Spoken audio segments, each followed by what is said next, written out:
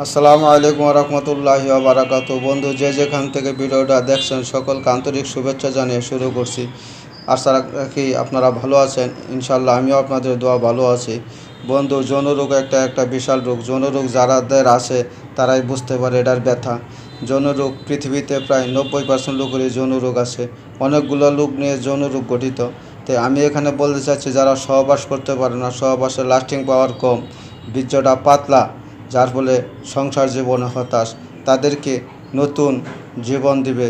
নতুন জীবনের আলোকে যে গাছটা নিয়ে আমি হাজির হয়েছি, এটা হলো বাদাল্যামুতা।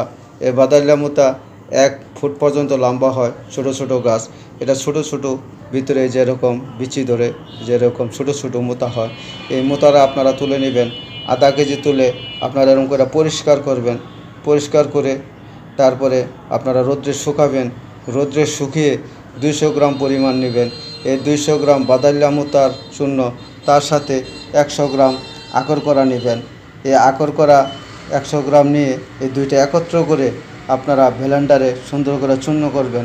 চূর্ণ করে এর সাথে সমমান চিনি মিশাইতে পারেন অথবা মধু মিশাইতে পারেন। মধু মিশাইয়া আপনারা কাচের গুল্লি পরিমাণ করে সকাল সন্ধ্যা সেবন করবেন। সেবন করে একটু কুসুম গরম দুধ খেতে পারেন। এভাবে যদি আপনারা নিয়মিত খেতে পারেন, যাদের বীর্য পাতলা, সহবাস করতে পারেন না, স্নায়ু দুর্বল, উত্তেজনা হয় না, তাদের জন্য খুব সুন্দর কাজ করবে। বন্ধু, আপনারা বাদাল্যামুতা ভালো করে চিনে নেন। এই বাদাল্যামুতা নেবেন এবং আগর করা নেবেন। এটার সাথে চিনি বা মধু মিশিয়ে আপনারা মোদক তৈরি করবেন।